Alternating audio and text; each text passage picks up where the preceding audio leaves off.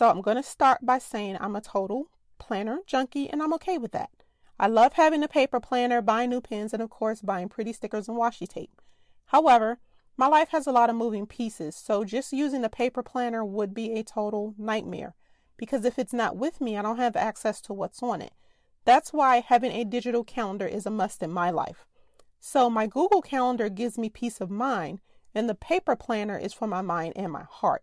The paper planner soothes my heart because I get to decorate it, which is relaxing for me, and it's good for my mind because I can see where my time needs to be spent. So every Sunday, I make sure I plan out my week and that the tasks assigned and the priorities are focused on what I need to be doing, and I identify the tasks that are aligned with my goals. So today, I'm going to peel back the curtain on my weekly planning process and my hybrid method of using a digital and a paper planner, and hopefully what I share will help you develop a system of your own. That way you can manage your time better, not by doing more, but by being more focused and organized. Well, that's enough small talk. Let's go ahead and dive into episode number 43. Welcome back to the More Than Capable Mompreneur podcast. I'm Shannon Baker, a coffee-loving mompreneur that started as a virtual assistant and turned into a total systems geek.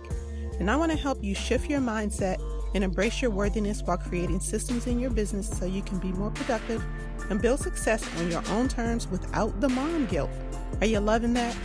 Well, I hope you're ready for real conversations that will help you beat the perfectionist inside, rediscover your strengths, and up-level your self-love in the mom cracks of time so you can stop letting fear hold you back, because you are enough and you do enough. We are more than capable mompreneurs.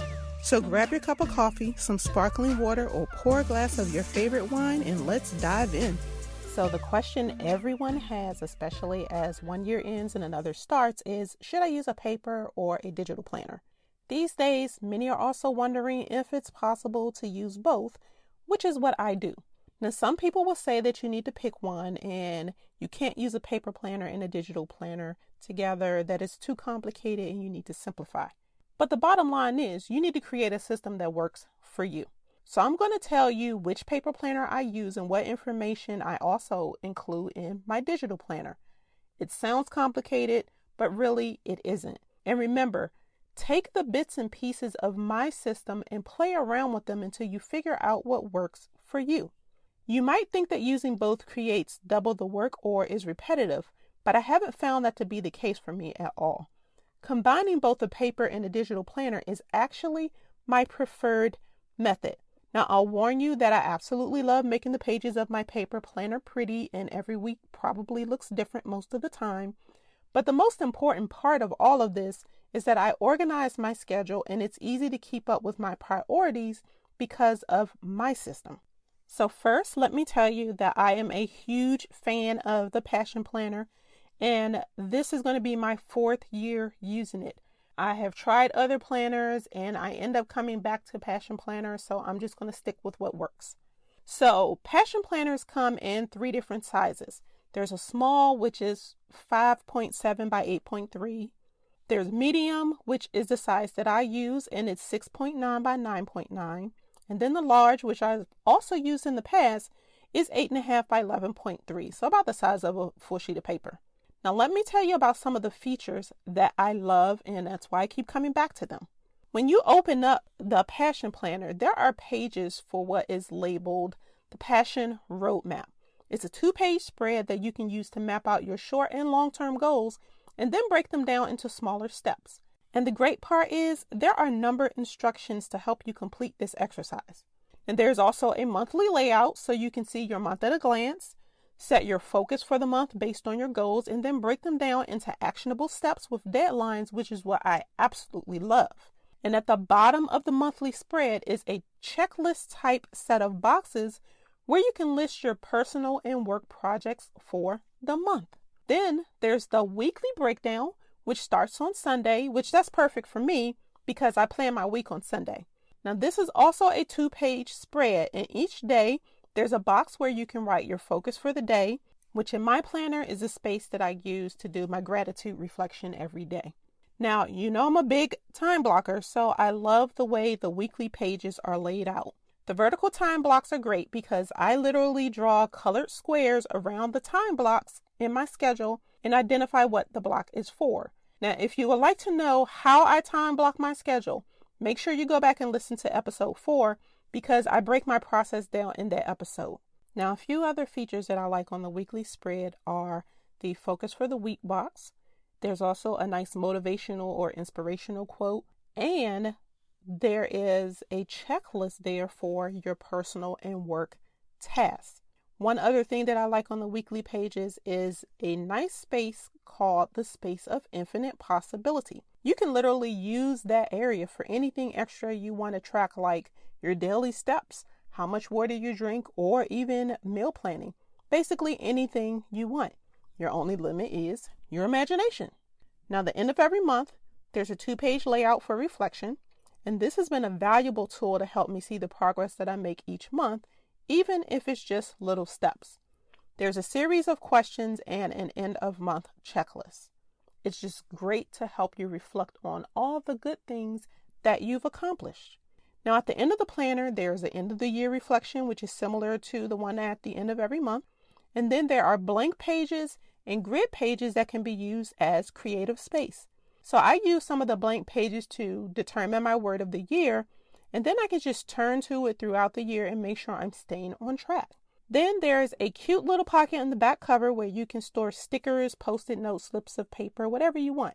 Now, I admit again, I'm a planner junkie, so I have a pouch for my pens and a pouch for all of my planner stickers because it's just too much for the back of my planner. Now, if you're interested in checking out the Passion Planner, I'm going to put my affiliate link in the show notes. Now that I've introduced you to my planner, I'm going to tell you a little bit about my process for planning my week. So I block out my time that I need for my morning routine, my work schedule for my day job, because that rarely changes. And I also create a Friday block for my podcast task because that's going to be the same every week. Then I look at my family calendar in my Google Calendar and see if there's anything like doctor's appointments, lunch with my parents, etc. that need to be added to my week. This helps me determine what my priorities for the week are. Then I can write those priority tasks for my personal life and my business in my paper planner. But I also can see priority tasks for my business, which are any client appointments, discovery calls, coffee checks, etc. And then I can look at the time that I have left to determine what other tasks I can work on based on my current goal. So how do I pick my priorities? Well, it's based on my 90-day goal and the action plan that I've created ahead of time. I break tasks down into bite-sized chunks and then I assign them to the time blocks that are on my paper calendar. But I do not assign more than 3 tasks to a day so I don't get overwhelmed. And here's another tip. Identify the time of day that you are most creative and then when you're least creative. That helps you determine where to place certain tasks. So when you're most creative, work on things like content creation for social media posts, blog posts, podcast episodes, etc. And when you're least creative, do those not so fun tasks, but they're necessary, things you don't enjoy doing, like sorting receipts, checking your social media stats, cleaning up your inbox, those types of things, administrative tasks. So now, how do I use both the paper and the digital planner together? Well, again, I use Google Calendar because it's connected to my online scheduler in Acuity. I also use that Google Calendar to schedule everything, whether it's for work or it's personal related. And it's like my master life calendar. The two are combined in one place. The great thing is we have a shared family calendar, and my daughter enters all events and appointments that the family needs to know. This is very helpful because when I'm planning my week, it keeps me from double booking myself. I check and see what's on that family calendar, transfer it to my paper planner, and then I can see what other tasks I can fit into my schedule. Now, again, my Google Calendar closely resembles my paper planner. Those time blocks that are the same each week in my paper planner are already entered as recurring events in my Google Calendar, and the colors in both match, of course. Then each week I go in and I write specific actionable tasks into the time blocks in my paper planner. Now here's one thing that really helps me. I only take business calls 2 days a week, and Friday again is specifically for podcast interviews or podcast tasks. Now, since my Acuity account is synced with my Google Calendar, I don't have overlapping appointments if I've done my due diligence and kept my calendar updated. So many times I can just start by looking at my digital calendar to complete my paper planner. If you don't already use an online scheduler, this hopefully convinces you that you need to start using one as soon as possible.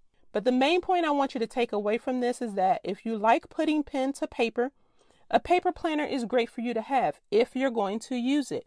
But you have to have the digital part of your schedule figured out to make your calendar work. Make the two tools complement each other if you decide to go with both like me. But if you have to choose one or the other, please go digital and make sure it's synced with your online scheduler. Planning is personal, but this method that I've used for years has really helped me to stay organized and get a lot of things done. It really works. At least my method works for me. Now, combining paper planners and digital planners has helped me to stay focused and to be more productive. But more importantly, it has enabled me to take small steps every day to reach my goals. Since adopting this hybrid method, I have rebranded my business, launched this podcast, created multiple income streams in my business, started working on my health and fitness goals, including creating a morning routine that works for me, and I've created a life that I'm excited to wake up to every day. I want the same for you, and I know you want that too. So I hope the information that I've shared with you today helps you create some kind of system that works for you so you can be more productive and get all the things done without being overwhelmed. So thank you for joining me for this week's episode. And again, you can find a link to the episode on time blocking in the show notes and the other tools that I've mentioned as well. If you enjoyed this episode, please let me know. Take a screenshot, post it in Instagram stories, and tag me at _Shannon Baker. And remember, you are more than enough. So until next time, keep calm and streamline.